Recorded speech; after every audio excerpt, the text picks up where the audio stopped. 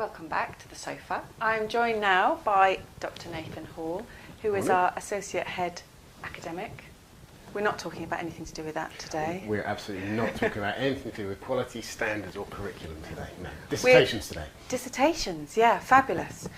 So all of our students, when they get to their final stage of their degrees, write a dissertation, which is often one of the scariest things, according to students, that they have to do. So we're here today to talk about that and to perhaps dispel some of the scary myths about dissertations. And you're going to ask me lots of tough questions. Well, I'm going to have a go. I think a lot of students find it quite scary because it's sort of clouded in mystery and secrecy, and it's this thing that you do at the very end of your studies, and I think there's a tendency for people just to push it to the back there. Yeah. But actually it's really useful, I think, to start thinking early. Yeah. An awful lot of students quite early on, even when they first start, say, I've got an idea of something I want to do. Yeah. And then the next question that comes out really is how do I get from this broad idea and turn it into a research question that I can do actually something I can actually do with? Yeah, read. I think that could possibly be the answer to all of the questions that you're probably going to ask me this morning. The answer will be read. Some new questions. Because you might have this fabulous idea, lovely, but in order to be able to narrow it down into a research question, you need to have a grip of the literature. So this is why I will often say to students that don't dismiss the research proposal that you do when you're at level 5. Because actually, although you don't have to write a lot about a specific topic, you need to know in depth the topic in order to be able to work out what's important within that topic and what needs researching. So the way to go about working out what your research question is going to be, I would say, is to just dive into the literature, read as much as you can, and then you'll start to see, won't you, what the patterns are, what's important, what's not important, what's been studied before, where the gaps in the knowledge are, where the gaps in the literature are, and then you can start to hone down into a research question. And the other thing that I would say is narrow, narrow, narrow, narrow. Keep narrowing that focus, because I think there's a tendency for students to think, oh, I've got to write 10,000 words. I'm going to have to consider the entire criminal justice system in this country and the rest of the world in order to fill 10,000 words. And that's the mistake I think that some people make, that if there isn't a nice focus to the dissertation, it can just be all over the place. So even though you're probably thinking, I can't write about something that specific and that narrow because I won't have enough to write about. I don't know about you, but I don't think I've ever supervised a student that doesn't have enough to say. No, and it's always the case that students say, I don't know how I'm going to fill 10,000 words. Yes. And then at the end of the dissertation, the question is, I don't know how I'm going to keep it down to 10,000 words. And that's always the case. Yeah. That and once you start to break it down, we'll come on to structure in a little while, but once you start to break it down into manageable chunks, actually the word count starts to disappear quite quickly as you get into things. And I think you're absolutely right about narrowing it down as much as you can, and identifying through that looking at the literature, the gaps that you can find. Because actually, what you don't really want to be doing is regurgitating stuff that's been done 100 times before. Although you can, obviously review that literature and add something new, perhaps from your own personal experience. But actually, looking for those little gaps that you can expand upon is really, really important, I think. So, that idea to research questions, read. Agreed. Yeah, and I suppose adding in some variables as well to make it a little bit more interesting. So rather than everything I know about electronic tagging, for example, what you might want to do is just narrow the focus, but also add a variable in. If you're looking at maybe the effectiveness of electronic tagging on convicted offenders, you might want to look at it for first-time offenders, for example, and maybe compare that with offenders who've got a long criminal record. You might want to look at it in terms of a gender balance or in terms of an ethnic balance. So you can add in a variable rather than everything about a particular topic. You can add a specific focus on that as well. And I think turning the question on its head from what do we know about a subject to actually what don't we know is quite a useful starting point. So you can start to frame your ideas a little bit differently. Okay, good. So the next question that always comes up is, what is a dissertation? And once you go beyond that, what is a dissertation? You kind of find that there are lots of different types. So what are the different types? Lots of different types. And really importantly, no one type of dissertation is better than another type of dissertation. That question always comes up. Choosing one way to write your dissertation will not inevitably give you more marks than any other. So we'll start with the one that people think, oh, I'm not sure I should do that because I won't get enough marks, is a literature review. perfectly adequate way to conduct a dissertation, absolutely fine. You don't have to go out and do a survey of whoever in order to do well in this. So a literature review would be, as you've done, as students have done for their other essays, considering the breadth of literature that's out there. So that would be academic literature, the organisational literature, it would be governmental publications, it would be statistical publications. It's not just looking in one narrow area of the library, it's a consideration of all of the relevant literature in the area and piecing together what we know from that. And there's no reason why that can't be original. Because if you've got a very specific research question that you want to be looking at, you're gathering evidence and data from lots of different areas and assembling it together to provide a coherent argument. Probably no one else will have assembled it together in such a way and in such a direction as you're doing. So there's no need to think, oh, a literature review is just writing what everyone else has said. No, there is still the possibility of innovation, I think, within a literature review. I think you're right, and I think one of the other myths that sort of surrounds a dissertation is that as you say, students think that if I do a literature-based study, it's somehow not going to be as good, and that's obviously not the case. A really solid literature review can be really a productive piece of work to do. And actually, one of the other things that students often say to me is that I didn't know that I didn't have to do something that was empirically based. So actually, you don't have to go. It's not compulsory to go and do research.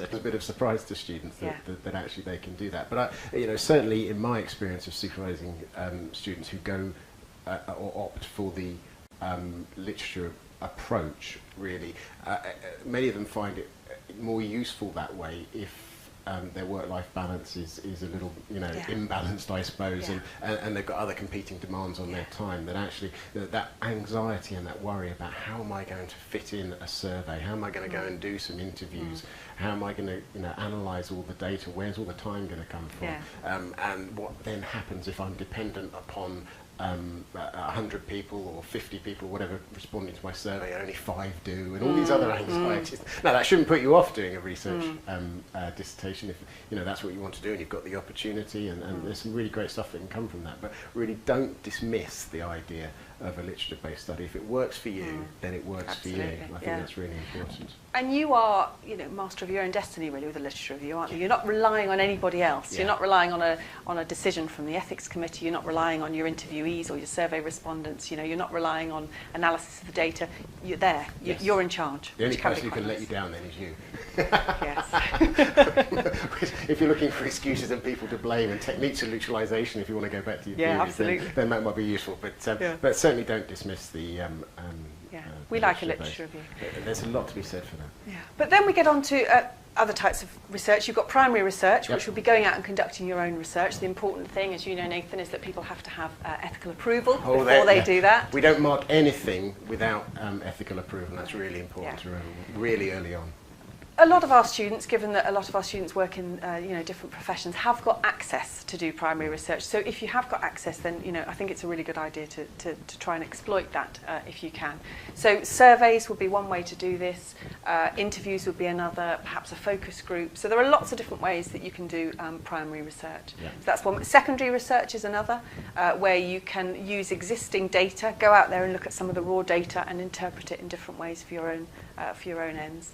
And the other one that students sometimes forget about is the case study approach, which I think can be quite interesting. I quite like a case study. So you might be doing your dissertation on crime prevention, for example, and then you might have one chapter that would look at a specific form of crime prevention. So your dissertation would be perhaps quite theoretical about the principles and the strategies and the theories around crime prevention, but you just have one chapter as your case study. And you can do that with other things as well. If you were doing, for example, a look at how the media report particular crimes, you could have one chapter that would look at a specific crime, and perhaps you could analyse the crime reports in that way. So lots of different ways to. And that goes back to what you said before about not trying to cover everything, because nobody expects you in 10,000 words to cover absolutely everything. It's impossible.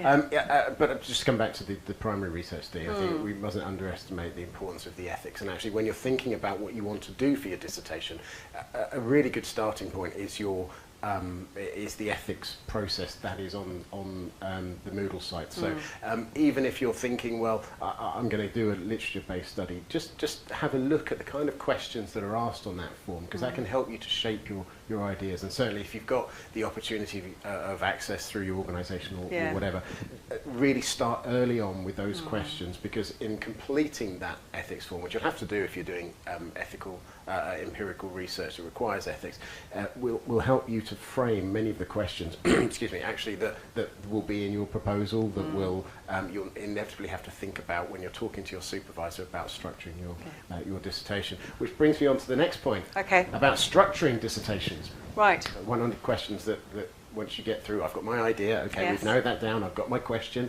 okay, got that, I've worked out which type of dissertation I want to do. What on earth does it look like? This is the tricky bit, I think, and this is where it's absolutely essential that students talk to their dissertation supervisor, because their supervisor will have experience of breaking down a research question into what is usually 3 or 4, sometimes 5, logical and coherent chapters. And that's what you were saying about when you start to break it down, it's actually not that onerous a task, because if, as you usually get, a 4-chapter dissertation, you would imagine that each of those chapters will be 2,500 words, which is not far from what students are doing anyway for an average essay. So once you've got your topic and you think, well, what literature do I want to consider in my first chapter? Perhaps in the second chapter you could consider a different part of the literature. So if you were going to be looking at, I'm going to pick something off the top of my head, this could be dangerous. If you were going to be looking at police well-being, for example, I don't know where that one came from, don't know where I'm going from here, you might have a first chapter that looks at the more complex role of policing in more recent times, how the policing role has changed in your first chapter. Your second chapter may then look at police well-being specifically. Your third chapter, if you're perhaps doing a survey, would be your methodology and your findings. And your fourth chapter would be an analysis of those findings in comparison with the literature. So it's, once you've broken it down and each chapter is only 2,500 words, it then becomes an easier task. But I would say the key thing with structuring a dissertation is logic and chronology. So think, am I telling a story from beginning to end? Imagine that your reader has no knowledge of whatever topic it is you're talking about. Introduce the topic to them first. Talk about what the problem is, the nature of the problem first. Analyse all of the literature behind that. Make it logical, but make it chronological as well. So that if you are dealing with perhaps something around stop and search within the police, you would need to look at the history of that. How are we at this moment in this position? Why are we in this position? Well, it's because of the history that we've had before, and you need to tell that story. So think of it as a novel almost. Tell the story, set out all of the characters, talk about what's happened in the past to get us where we are today, and then get cracking from there. Okay, so you talked about logical and chronological. I think I might just throw in uniformity into that. Because, as you say, Sarah, I think, either 3 or 4 substantive chapters is a good idea. Sometimes you see, and this quite often happens with people who don't engage particularly with their supervisor, is that a dissertation arrives and it ends up with 7 chapters. Some are 3,000 words, some are sort of 500 or 750 words or something like that, and it kind of just looks a bit disjointed. So I think, for me as a supervisor, I'd always advise a degree of uniformity. So try and keep your chapters to broadly the same length. And then, when you're thinking about the length of your substantive chapters, don't forget that you've got an introduction and a conclusion as well. And if you can try and make those broadly the same length, I think. And you should obviously talk about this with your supervisor. And this comes back to the point, doesn't it, that there's no right or wrong really here. That actually, if you've got 10% of your word length attributed to your introduction, then it's kind of sensible and uniform to do something not entirely dissimilar for your conclusion, so it balances out. But just think about how your dissertation looks aesthetically. It's you wouldn't necessarily see a book or an article that you'll be reading lots of, obviously, in the process of your dissertation. You wouldn't see a chapter in a book significantly shorter than all the others. So you're kind of trying to mirror the professional scholarly work that you're engaging with as you go through this process, I think. Yeah, definitely. And I think that's important. But okay, good. So we've got our dissertation. Okay. We've got our idea. Yeah. We've got our question. Yeah. We've kind of worked out our structure. How are we engaging with our supervisor, and what are we expecting of our supervisor? Regularly, I would say, and from a very early stage.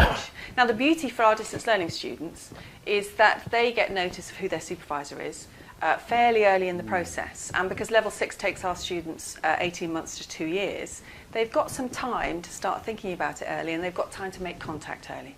So first piece of advice would always be make contact really, really early with your supervisor.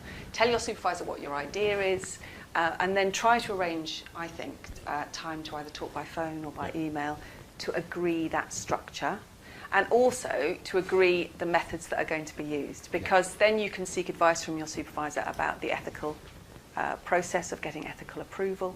And you can, if you want, ask your supervisor to help with deadlines as well. Set some mini deadlines along the way. So I always ask my students to send me draft chapters as they go along. If a student sends you a draft of the whole thing a month before hand-in, it happens, and there's problems with it, it's very difficult then to offer any advice really that can be achieved within that short space of time. So send chapters as students are writing them, I think, is really key. And then your supervisor can see a draft of the whole thing at the end, towards the end process. But agree those deadlines with your supervisor. Sometimes, apparently, academic staff have annual leave as well. So it's always worth checking that out. Check when your supervisor is going to be around, when they're not going to be around. Agree those mini deadlines along the way, and just keep in regular contact. Students that keep in regular contact with their supervisors almost invariably produce a better piece of work at the end. Absolutely. I couldn't agree more. I think those are really good words of advice there.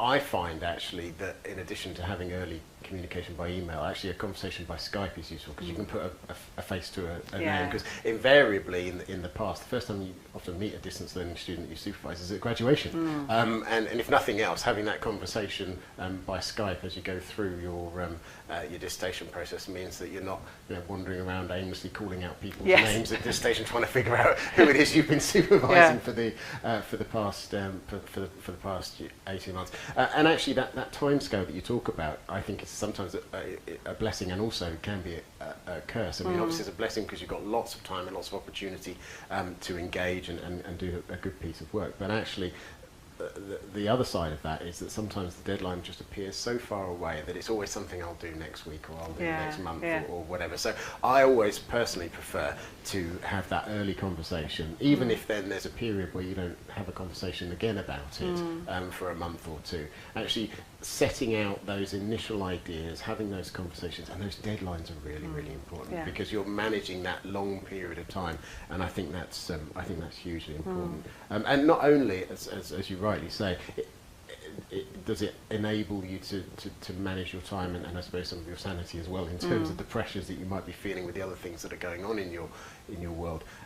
It does enable you to get feedback, constructive feedback at really useful stages. And the last thing we want, and presumably you would want as well, is to have only a week or two when you're asking your supervisor, well, I'm sorry this is late, but could you just turn it around quite quickly? If as many of us are, we're supervising 10 or more students, if they all do that at the same time, across our programs, it can be quite difficult. So make the most of the time that you've got available. It's a bit of a luxury in some cases. Yeah, absolutely. I think that's important to remember. Okay, so what's a good dissertation? What makes a good dissertation? Oh, read. An awareness of the literature. Not just an awareness of what happened in the past, but an awareness of what's happening right now, because we're working in an environment where things are constantly changing. So for an example, if you were doing something about the murder of Stephen Lawrence, you would need to be aware that a new inquiry a new report is being published shortly, a new investigation into the 20 years since the death. So since Macpherson, since the Macpherson report. So you'd need to be aware. This month. 20th anniversary this month. So you'd need to be aware of what's going on right now. You also need to show an awareness of the classic literature as well. So often students, I think, are a bit wary of looking back at sort of, material from the 1960s or the 1970s. That can be extremely relevant. If you're writing something on police culture, for example, you need to know where the literature first emerged from and why it emerged. So it's not out of date. It's important. It's part of the history of the literature. So yes, we don't want stats from 1980 necessarily, but we do want an awareness of the whole literature, the classic studies, the governmental stuff, the organisational stuff, and the academic stuff. That's all really important. So an awareness of the literature. But I suppose my big thing about what makes a good dissertation is clarity of aims. If I reach the end of reading a dissertation, I'm not really quite sure what the aims of it were, it's not a great dissertation. So The aims, you almost have to bore your reader, I think, with the aims of your dissertation. You have them up front, they're in your abstract, they're in your introduction clearly set out, and you refer to them throughout your dissertation, and then you refer to them very strongly again at the end, so that by the time your reader gets to the end, they know exactly what you were trying to do and how and whether you achieved that aim. And part of that process is about signposting. So it's being really clear. So in the middle of chapter 3, don't expect your reader to remember what was in chapter 1. You know your dissertation intimately, but your reader doesn't. So remind your reader what happened in chapter 1. When you get to the beginning of chapter 4, remind them what came earlier. When you're in chapter 1, give a hint as to what's coming later on. So it's that almost golden thread throughout the dissertation of making it really clear, accessible, easy to understand, with clear aims and clear conclusions, I would probably say, at the end. Yeah, I think the aims thing is really important, because ultimately that's what you're being judged on, really, isn't it? The extent to which you met your aims by using your objectives. And I think that's important to remember. Yeah, and sorry to interrupt, but also really important, I think, is making sure they're realistic aims. Oh, yes. Because you will often see students saying that they want to look at the effectiveness of a particular policy, and then they will look at the literature to find that out. Well, you don't know the effectiveness of a particular policy unless it's been analysed or unless you've analysed it. So I think you've got to be really careful not to be over-ambitious in what you're aiming to do. I am aiming to assess whether all of the police officers in England and Wales are suitably happy and supported in their work environment. You can't do that. No. So be realistic with your aims, and then you've got more of a possibility of achieving them. And I think it's really important, and the aims is something you obviously work with your supervisor on quite a lot, but keeping your aim or aims short, concise and to the point is really important. Yeah. If you find yourself writing an aim and it's turning into a paragraph, it's too long, Yes. too complicated. Yeah. So if it goes really, in my view, if it goes, and your supervisor may change. And one of the things I think important to mention here is that every supervisor will have different ideas about what they want to do. But certainly from my point of view, if I'm supervising a dissertation and the aim is longer than a sentence, really, then actually there are probably questions to be asked about whether you're asking too much of yourself, really. It's a difficult thing to do, though, isn't it? Because I'm doing a bit of this and I'm doing a bit of that. But you almost have to imagine that if a taxi driver was to say, "What's your dissertation on?" and they don't want a paragraph, they want quick, "What's it on?"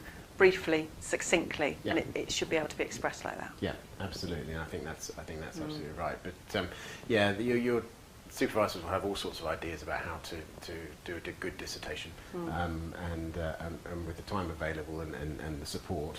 Should you use the support, which you should, there's no reason that you shouldn't aspire to produce a really good piece of work. Yeah. Okay, so we're starting to approach the end, I think, but we've got time possibly for a question from the audience, so to speak. So we've got a question that's coming from Liz from Oxford, who asks, "Do I have to write a methodology chapter?" Thinking ahead. Hello, Liz. The answer's no. You need to be aware of literature, but unless you are doing primary research, then you wouldn't want to devote a sort of 2,000-word chapter to methodology, I don't think. Again, talk to your supervisor, because supervisors will have different ideas. But I would suggest that if you are doing a literature review, for example, you would probably want a few paragraphs where you outlined how you tackle the literature review, what the scope was, what your parameters were, where you analysed your data from, but not a chapter. Whereas, if you are doing some primary research, if you are going out and doing focus groups or surveys or interviews, then you would need a bit more of a substantial section in your dissertation, not necessarily a whole chapter. With my students, I would often suggest that they combine a chapter of methods and initial findings, and then go on to analyse it in another chapter. So not necessarily would be the answer to that one. Okay, so just to wrap up very quickly, because we're running out of time, we talked about the importance of an aim in a single sentence, ideally. So can you say, Sarah, in a single sentence, what's an abstract? An abstract in one sentence? Yep. The hardest thing you'll ever write. There you go. So don't underestimate that. But just very briefly, it's the tiny little bit that you write, but you don't write it till the very end. It's about 250 words. Look at other abstracts to find out how they're done. Look at the bit in italics at the top of a journal article. It needs to include your aims, your objectives, your methods, your findings, and your conclusions, and why your conclusions are important. And if you can do that, so it's a summary of your entire dissertation in 250 words. So it's a tough job, and it probably shouldn't be underestimated. And I would always say, send your draft abstract to your supervisor, because it's really important that that's right. It's the first thing that your marker will see. And I'm afraid that markers do make judgments quite early on. So you can change their mind, you know, with the rest of the dissertation, but that abstract has got to be spot on. It's a difficult task. And in my experience, it can take several revisions to do it. Goodness, yes. But don't forget, just because it's 250 words doesn't mean it's something that you just do at the end as a last minute thought. It'll take probably as much time as a chapter will probably. Yeah, absolutely. Yeah. Brilliant. Thank you. Thank you so much, Nathan. As always, chatting happily about dissertations. We could do this all day. Thank you very much indeed. And if you've got more questions, do email me afterwards about them. That's absolutely fine.